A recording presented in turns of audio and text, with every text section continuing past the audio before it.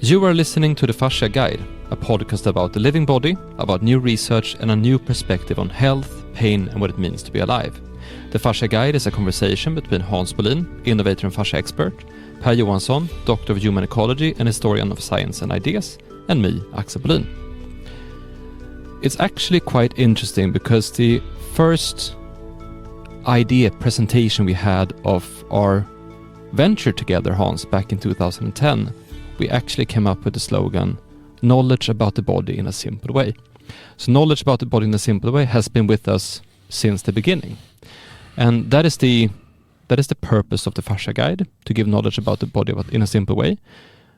And I wanted to stop for a moment and talk about what that means, because it sounds quite nice, giving people knowledge about the body in a simple way. But what is it? So first I'd like to ask you, Hans, why was this so important from the beginning, to give people knowledge about the body in a simple way? I think it was when you start looking at different kinds of perspectives of looking at the body from an osteopathic view or a chiropractic view or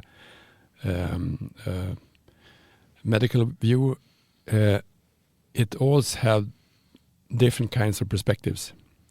The problem is that usually people don't, or I didn't know how my body actually worked, or what was good for me, or how should I optimize myself. I didn't have any instruction book. If my wife usually said to me, "Have you read the instruction manual when you buy something?" And I usually don't do that. But it's quite interesting that you have a living body and you have an anatomy of life, and you really have no manual how you should do how you should manage it. So I think we have been into it before of principles and how can you make complex things easy to understand. And for me, from the beginning, was the things we tried to do was, and that's really interesting. We do it all the time now. Also, when we are our clinics, is when you take a picture in front, in the back, and a posture from the side, both sides. You can actually show a person how he and she looks from a balanced perspective. And that could actually tell you a lot about the history of the person, because the history of the person you will see it in the balance and posture of the person, and how she or he is built. And I think it also was one of the first things I asked Per about, was why have we in the Western society so little knowledge about the body and how it works? If you take so Chinese medicine has another way of looking at it, Indian medicine and Vedic medicine or Ayurvedic medicine had another way of looking at it. So, and the simplicity, if you do it really as simple as possible, easy as possible to understand, then you also have an interesting for people to actually start learning more about themselves. So, and I think fascia as a perspective of a wholeness, that everything is interconnected, is an interesting way of exploring why difficulties are in the body, and also where it is. So if I have a guy last week, and he had been in a car accident with a motorcycle, and he has been injured for 2 years, and they have been at Swedish Karolinska and look at the nervous system and what's wrong with, because he has problem with headaches, pain, and problem going to school because he has when too much to work. He was stressed. So, and I explained where the concussion of the accident happened, and how his posture was, because he was not in balance, and what kind of off balance mean to the body, mean to the muscle, to the nervous system, to everything.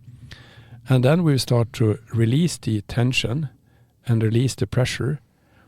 And he was in 50 minutes off with all his pain. That was a thing we could explain by using the simple way of just looking at the body as a whole. And I think when you see the research of fascia and everything, it's coming, fascia research is coming in pieces, but it's a whole. Everything is interconnected. I've been using this phrase a lot when I coach therapists or coach professionals in the health segment or well-being segment, people who work with people, to always include this as an important factor of their work. Because what happens if your customer, the person you're helping or treating, what happens if they gain knowledge and understanding about their body? Just a simple thing. We did in the Swedish podcast that we made. I remember when we recorded the 45th episode, because it was about the immune system. And then we have Camilla, who has read all these research articles. She's the person behind the Fascia Research Database. And we just asked her can you explain the immune system, like how it works? And in a way so that we can understand it. So I took the role of the person who don't know anything, basically, and tried to take the information she gave and then, translate it to, I think we used Lord of the Rings as a metaphor, like how the walls of Minas Tirith are in different layers and segments, which means that it's harder to penetrate and get to the top because you have all these inner walls and inner walls and inner walls, and how the immune system works in the same way. And by talking about the immune system and how it works in that sense, in a simple way, or a way that's easy to understand, that has fundamentally changed the way I look at my own health. Like I'm not sick as often as I was before that episode.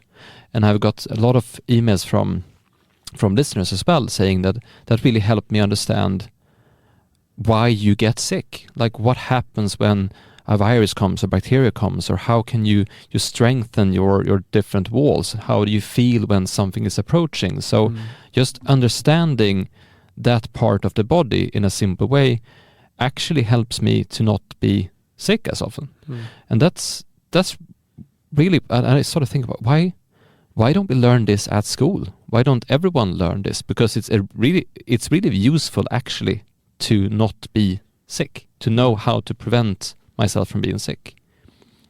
Why don't we learn that in school? I think the crux of the matter here has to do with the kind of knowledge or understanding which you come in contact with. What you just described, Axel,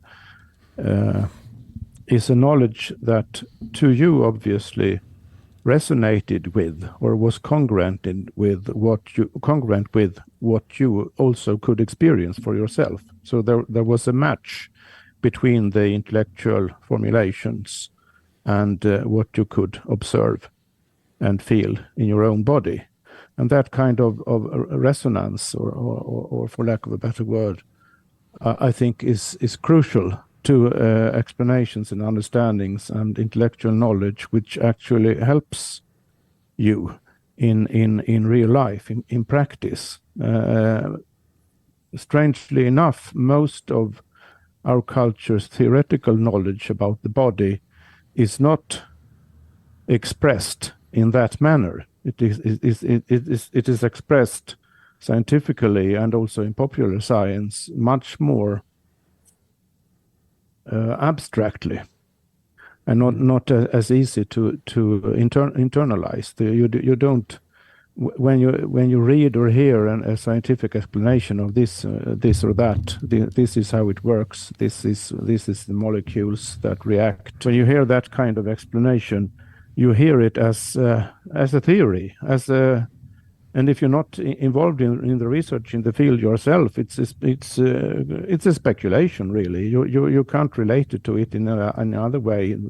You relate to it in the same way as you relate to other theoretical utterances, which might be interesting, but don't really affect you.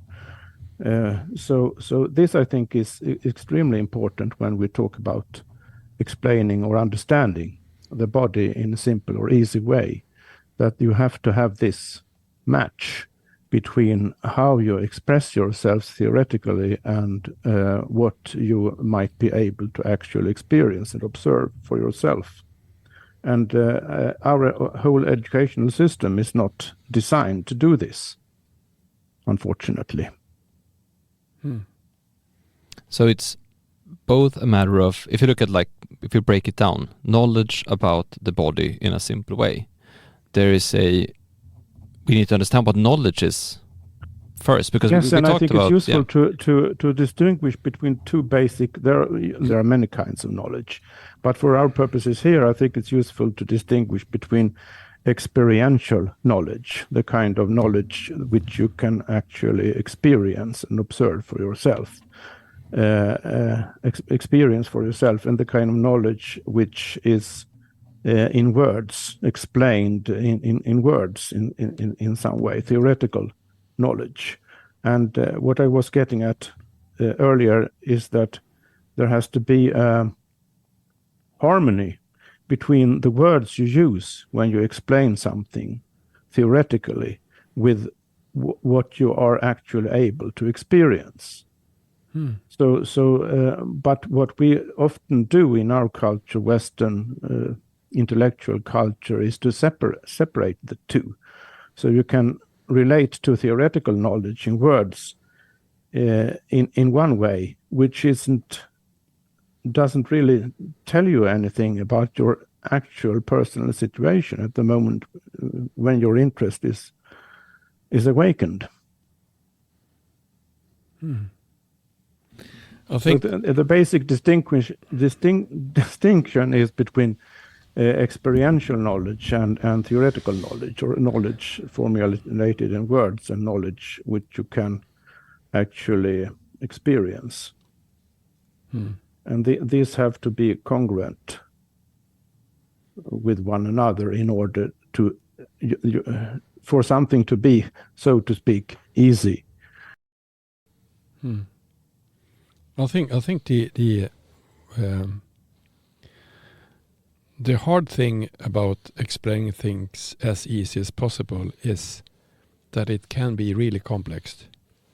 Richard Feynman, who was a theoretical physics, he is famous for his Feynman diagrams. That's in how the particular molecules are traveling and how and he did just diagrams to show it as drawings of complex mathematical formulas. So I think everything can if you want to have the if it's you can understand many things in a way if it's made easy. And the living body is not, it's a complex system. But when we can look at it from different perspectives, as we've been talking about principles, then you can start to understand it from another way. I was out in a stable now and we looked about how can you understand the horse. And the horse is it's a living animal, and it's many things that it's complicated for the horse and the horse well-being. One can be what kind of you look at animals in different way than you look at humans. You look at the fur, how it feels, and you look at how the everything's look at the horse and the teeth and everything. Then you're looking at different kind of perspectives. But when we saw quite an interesting way of just looking at the horse in another perspective, if you take a picture from one side and another side, then you see that the horse is usually not the same. It's the same muscles on different sides of it. And you can measure the if they have the same pressure on every feet. They don't have that. And so you can have easier way to actually look at the horse from a big perspective, not like some muscles or ligaments or skeleton system. The whole living horse. And then if you start to make the horse go round in circles or in straight, you can see other things. So, but to see things in a broad perspective as a wholeness, the thing I said about to make posture diagnose that we did on one of the riders from beginning, Rolf van Bengtsson, who we treated. He had problems with his body due to his work as a rider. And when we treated him Monday, Tuesday, Friday in 1 week, and then he was up in the saddle again. And he has been sick for 3 months. That was 2014. So the thing he was interested was to see, and you can see that you want straight, because he could actually see what happened before and after treatment. He could see, that was the problem. I was too tense and I didn't take care of myself. And he's actually telling that in an interview too. So he got a perspective on his body and what he was doing. And he actually could see that, okay, I'm riding a lot. So actually my body is optimized for sitting in a saddle. But the human body is not optimized for sitting in a saddle. So he was too strong in his hips, and the body was not straight. So after a while, it was the problem. When you balanced it, so we got it straight, then the problem was gone in his back and in his hip.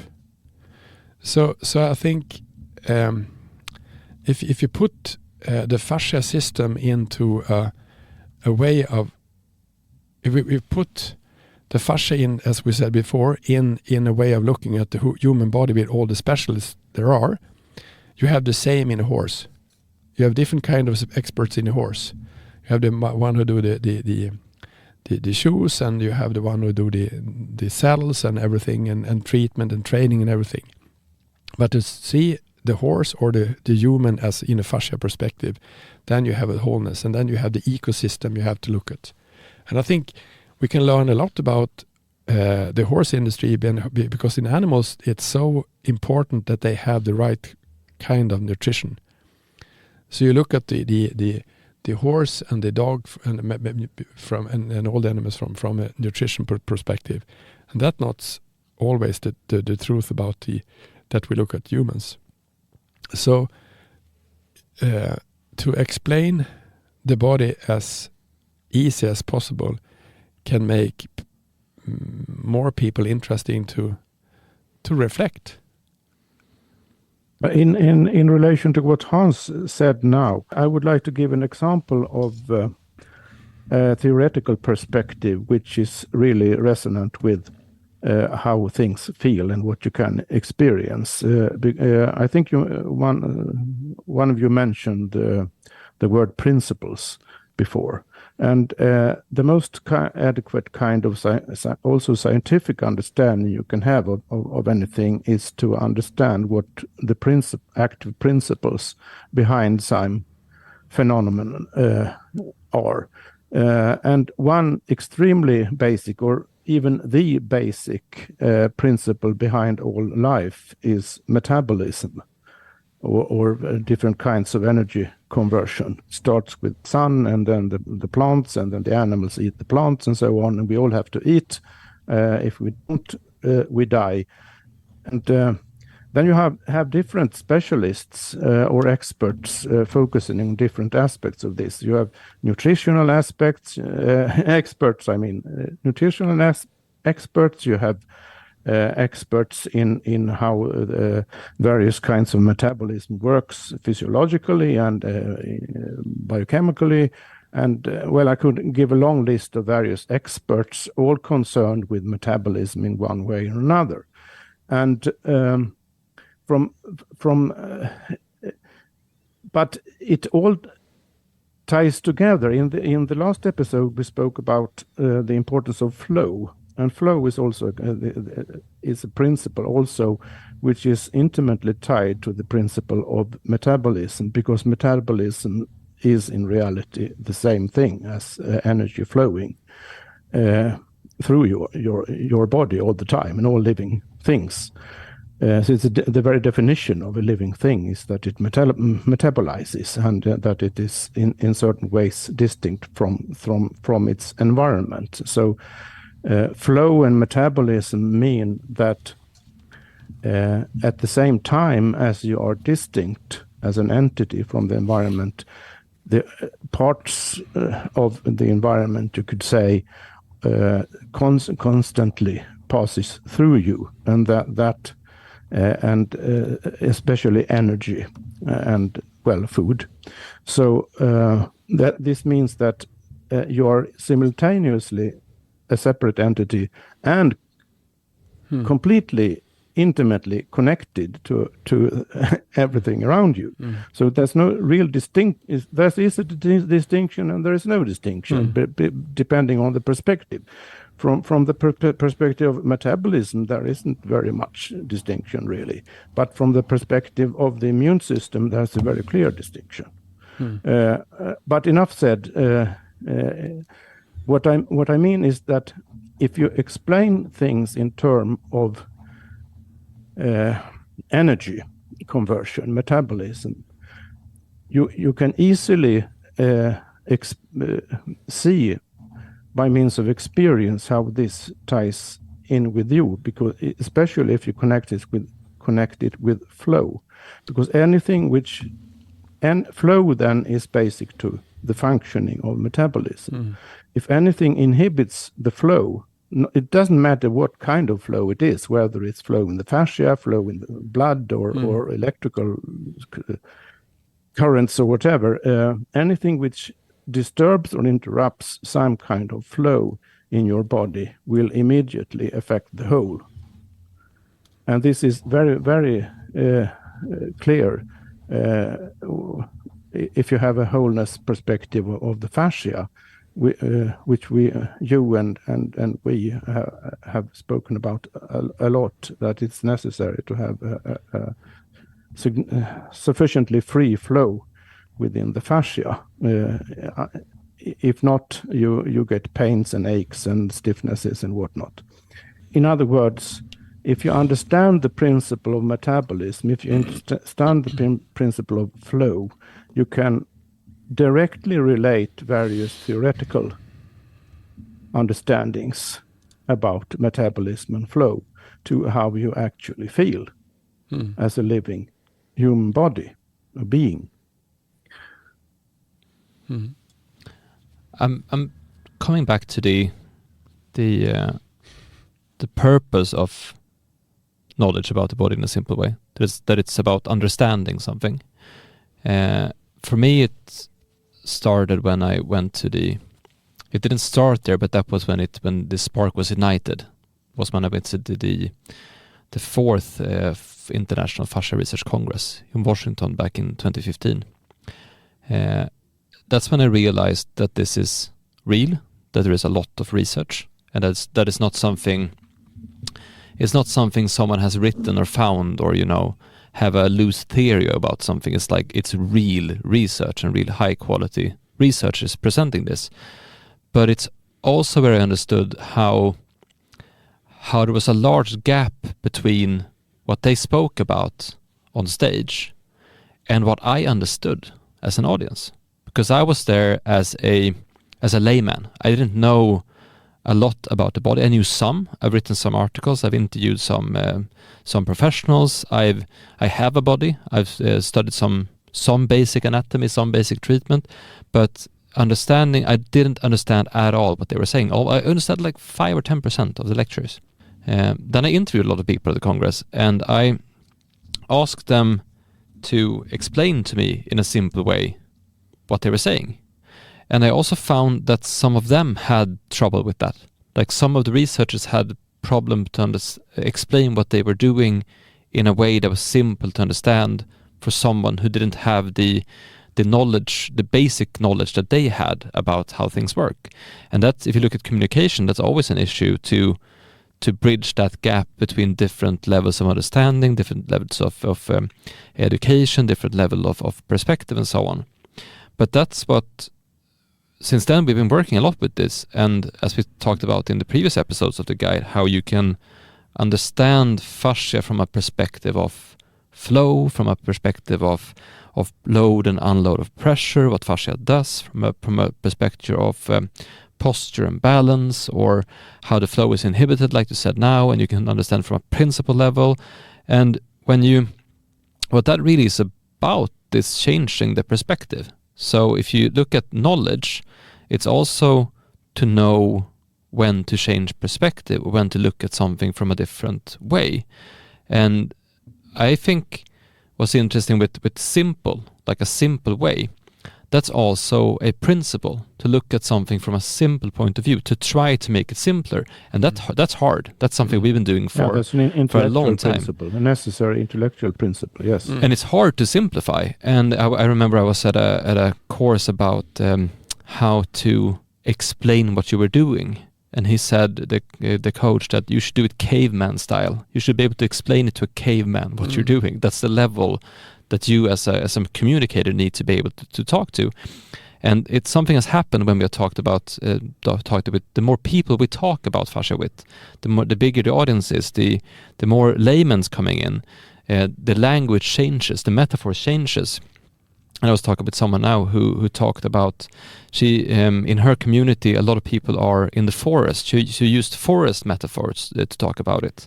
And then another person, he is into meat. So we talked a lot about how a stressed cow is bad meat, and then explaining that from a fascia perspective, and then translating it to understanding of a person. So it's about finding the different metaphors to understand it. And what I realized now was when you change the perspective, what knowledge actually is, about how it is to understand how you can be as well as possible. It's about finding a way to understand how I can understand my own body in a way that I can take care of myself. Then that becomes interesting, because I think we have a limit of what we think about the body. I think one way of looking at the complexity and simplicity of how the body works is why I have lots of treatments of cesareans of the birth, as the cesarean sections of the birth. And one and the thing is, it could be if you have a wound, the body will heal. But if you have a birth, you actually take a big cut in a woman, and that will change all the equilibrium in the whole body. So when we did that, when we tried to, actually she had to help me to do it, because it was so strange to get the wound to heal, or to change the fascia structure. But it also had another complexity in it. It was like the thing she was actually stuck, and she didn't came up. She couldn't come out. She was stuck in the wound, and she couldn't have a solution for it. But it was also in her life, because she was stuck in a way of being against herself. So the thing was, when we tried with the device and the machine and everything to release pressure and to get the fibers to release and to get in flow in the body in another way, because if you have a wound, you have the same flow as if you have a whole body, and that's maybe so you're stuck because the wound was that way. So you're stuck in your body and you can't come out. Maybe it's the same in your life, and you start crying because that was also. So everything is can be really complex when you see on what we are into when we live, but it could be really easy to understand that fascia is everything. So it's all things you've been around to. So it was a thing that happened with her child when she got her children, but it also was things that was still in her life after 20 years. So was there a moment of understanding in her, within her then, that led to her seeing these connections? Yeah. So when the wound start, the flow starts coming in the body, and the fascia, the structures that was built for making another structure when the wound was, that she was stuck in, physiologically. But when we start to treat it and it loosen up, and she had another way in the body, and everything started, I feel flow there, it's easier, everything is easier. Then she also understand that, yes, I've been stuck in my way of looking at myself too. So it's the same. So it's not inside or outside, it's the same. So that can be a interesting way of easily explaining things that actually are quite complicated. So life is complicated, but if you try to explain it easier, it would be easier to understand it. And if you say an ecological system, so when we say that the interesting way of looking at fascia is the structure and the flow, but the flow is the lymphatic system, the flow is the body system, the flow is in the cell, the flow is everywhere. And do we talk about the flow in the system, in the body? Not so much, but it's everything. It's water. It's fluids. So everything in the body is living and changing constantly. So I think to explain it in as simple as possible is a way to change everything. I think a problem with understanding the body in a simple way is that if you look at how we understand things, so if, for example, fascia. So the people who are authorities in fascia understanding are the people who do the fascia research. So that's the researcher, and the authority is actually in the research papers rather than in the research chairs. So it's the knowledge is outside of something. And then you get a paper saying something about hyaluronic acid or a collagen fiber or how things are connected or how a hormone affects that or how, and then we kind of need to translate it to, okay, well, what does that mean for me? And that's the whole way we do things. We put like the knowledge outside of us and not inside of us. But going back to that, the immune system episode that we did, what really affected me was that I really felt it inside my own body, like how I have these different defenses, and how I, for example, can use zinc or C vitamin to strengthen the outer defense. So whenever I'm feeling a little under pressure, or that is a lot of sickness around me, or it's this period of the year, the winter period, and then I feel like maybe I should take some more zinc now to strengthen that defense, because something feels it, that knowledge is inside me. And if you look at what you have learned throughout the years, there are some things that you always remember. Like there are some things you have learned from someone that's really in there. Like you heard something when you were a child, and you always remember that. So something sticks when it's like in your body. But a research paper is never in my body. And I think it becomes, because I heard this example of the difference between being, doing, and having. That if you want to have something, we think that we must do things, but we tend to forget that we need to be that before. So if I'm, let's say that I want to be fit, Like I want to be well trained. I want to have a good looking body, for example. People go on a diet or they start doing exercises, and then that's the thing they do, and then they think they will be fit. But how does a fit person live? Do a fit person eat a lot of sugar or like I need to change the way I am also if I want to be healthy? I should change the way I view food. I should look at food as parts of what builds up my body. But there's something in our way of looking at things that separates us from the knowledge about something. And maybe that's why it's hard for us to understand the body. Well, I think that your example about the scientific papers, whether in Fascia research or anything else,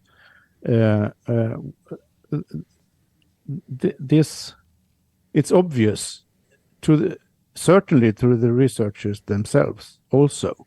It's obvious that this is not a form of knowledge which can easily be internalized as experience in anyone's life.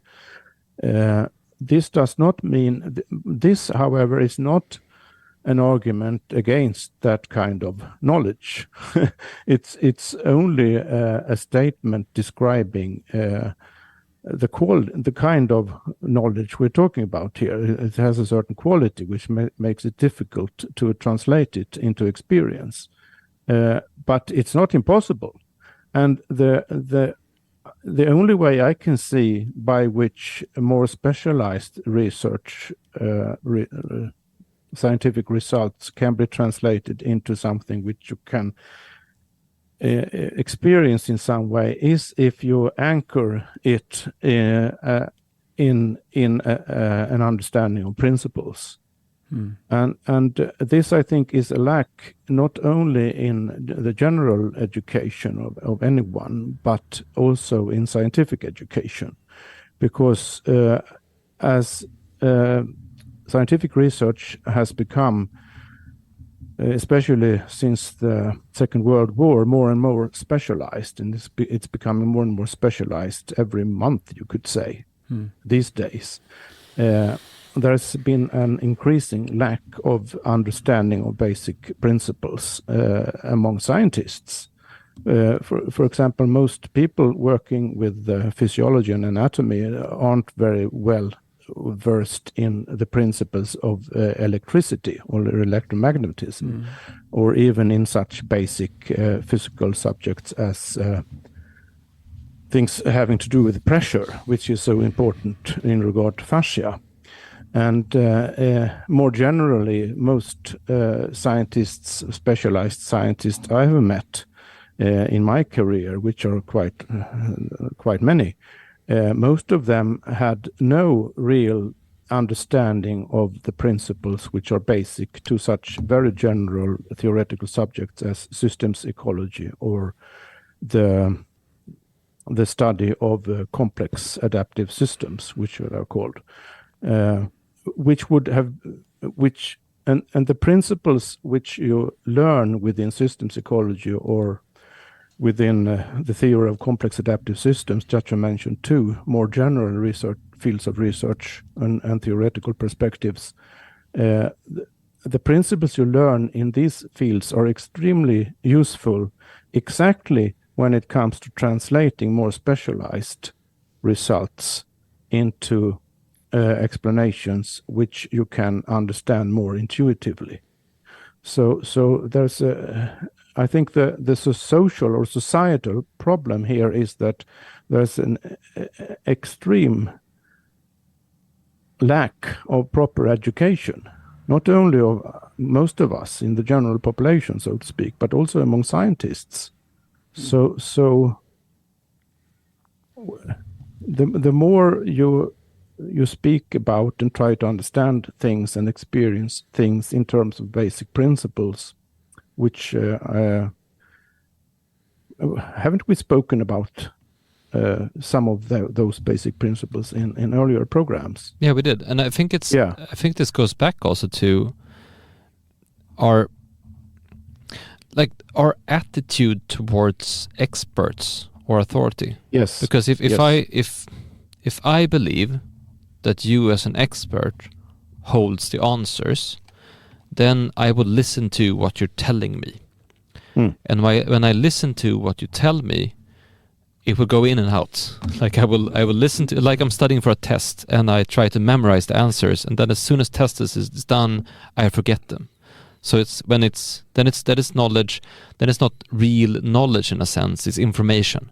So I'm getting the information and it goes out. And I think when you leave the responsibility or the ownership of knowledge to someone else, like you are the expert, you own the knowledge, and I'm just doing what I'm told, then it doesn't go in the same way. But if I take that knowledge and I own it, like now this is my knowledge, and I don't know as much, but I can learn more, and that curiosity that gets into, then something else happens. It becomes something different because it lives inside me, and then it might be wrong. It might not be the correct information or the correct knowledge, but then I can relearn or reevaluate or find something new. But if I don't own it in between, if I don't see it as a part of me, the knowledge, then it's not useful in the same way. I think one thing that I thought about is, I think as you said about the ecology system, or to learn about principles about things. I think one thing it's that we don't do so often is to see what living things are what's good and not good, and why are things that we do in sports or in training, why is it good for us but not good for living other living bodies. And I started with the first study we did. It was on horses in Copenhagen in 2014, on horses and fascia.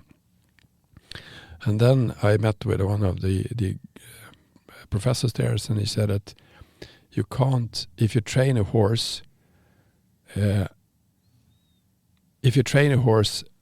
over the natural way of training, it will be broke, because the horse can't do with lactic acid that we usually train with. So if the human people train, they train over the things that's good.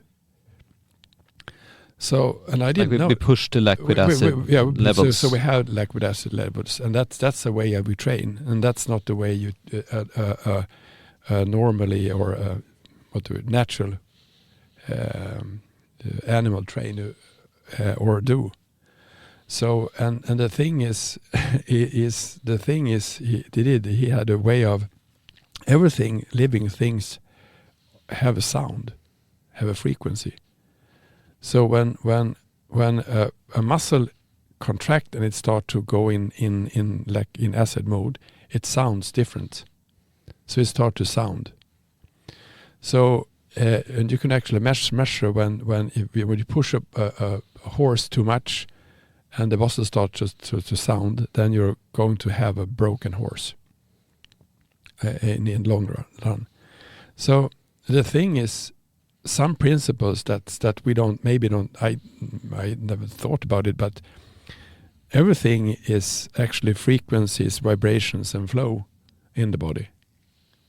So if you look, there you go again, principles. Yeah. So if we see one thing we have as a puzzle in modern medicine and modern healthcare or illness is chronic inflammation. And I met and the thing with chronic inflammation, it's hard to measure because you don't see it. You come, what is it? So if you have like arthrosis, it's chronic inflammation. And so I met with a guy. He was a professor in physics, and I asked, can you measure inflammation? Yes, everything is not in equilibrium. It sounds. Okay, does it? Yes, it's a physical. It's a principle known in the 50s or in the 40s. That everything is not in equilibrium. It would make a sound. So inflammation actually makes a sound. Can we measure the sound? Yes. Have we done it? No. So the thing is, if you look at principles or the body as a whole, then you can start to understand things in another way. I had a meeting with him, but we didn't start that kind of research because it's too hard. But I think much of the modern things we have in biosensoring is using basic facts of how the body is working. So you can actually see now if with the phone, if the pelvis is off balance. Wasn't it like that, Axel? Yeah. So we can maybe we can measure more about data that's are relating to our body, and also see that we don't get ill. The Finnish man I talked about, yes, actually, they said in cardiac science, you can actually get more data of a pulse, measuring the pulse with a mobile phone or a pulse that you can buy and train with today, and that would could for 30 years of specialists in how the heart is moving, is what's the condition of the heart and actually the condition of yourself. So I think when you start to see the body as a whole and to see what kind of things is interesting to talk about, and to see how can we make well-being more of a, also maybe well-being would be because in animals it's if you have healthy animals, is good animals. If you have not healthy animals, they are not so good. And maybe it would be interesting for us to see how can we have healthy humans or healthy children, and fascia will be an interesting way of doing as simple as possible to explain how we can look at the body and make the easier to get make well-being easier for people to be. What's interesting, what's fascinating, is that you have this new research about fascia, and the research in itself shifts this focus. You need to change paradigm to understand it. You need to understand the living body and not the body as a dead body. You need to understand the body as a whole and not in parts. We have discussed this in a lot of episodes, like how fascia changes the way we understand things. And it's also opening up new possibilities to understand things with the solutions that comes from fascia in terms of understanding. And then you have all the technology that you can use to measure things in a different way. And if you pair these, it's an amazing opportunity for knowledge about the body to be available. Like it's today, it's information about how to be healthy is not hard to come by. But I think there's another key that's important as well, because we were looking at elite footballers. And if you are an elite footballer, you have a lot of time actually, but because you're not training more than X amount of hours per day, and you have some tactic sessions, of course, but you have a lot of time.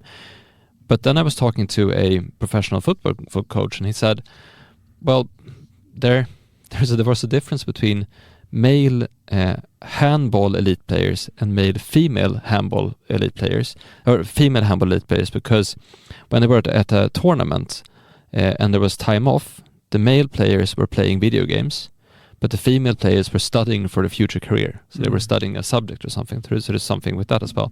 But the thing was that even though their bodies are a fundamental tool for their profession, like they're using their bodies in their profession, there was not that much curiosity on how it works. A lot of people were just following the coach's advice or the nutritionist's advice or the different experts that the team had around them about how things are working, and followed what they were saying, like a soldier following orders. And there is something there, because if you if you understand it in a different sense, then you can feel if something is, if you give me advice and I understand what you're giving advice about, I can feel if the advice is good or bad. Because it could be so that specific advice is good for me and that specific advice is not good for me. So how do I feel that? And that level of feeling if something is right or not comes from my own knowledge about my body. And I think if we're interested in helping people get that knowledge, I think we need to ignite that spark. And there was a quote from the movie Inception, where it said that one of the most dangerous things there is an idea. Because when an idea takes hold, it spreads like a virus. It's unstoppable if one idea forms. And my experience with knowledge about the body is that it became addictive. Like if you start understanding a subject like fascia, you kind of want to understand more.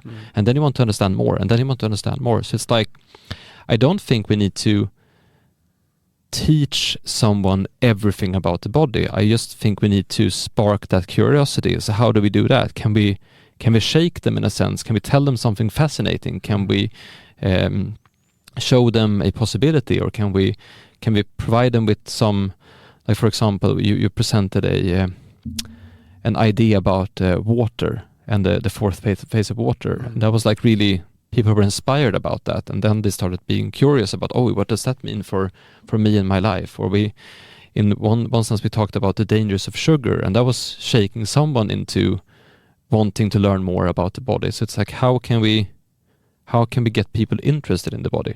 Because there are a lot of people, especially younger people, they're just not interested. So how do we get people interested?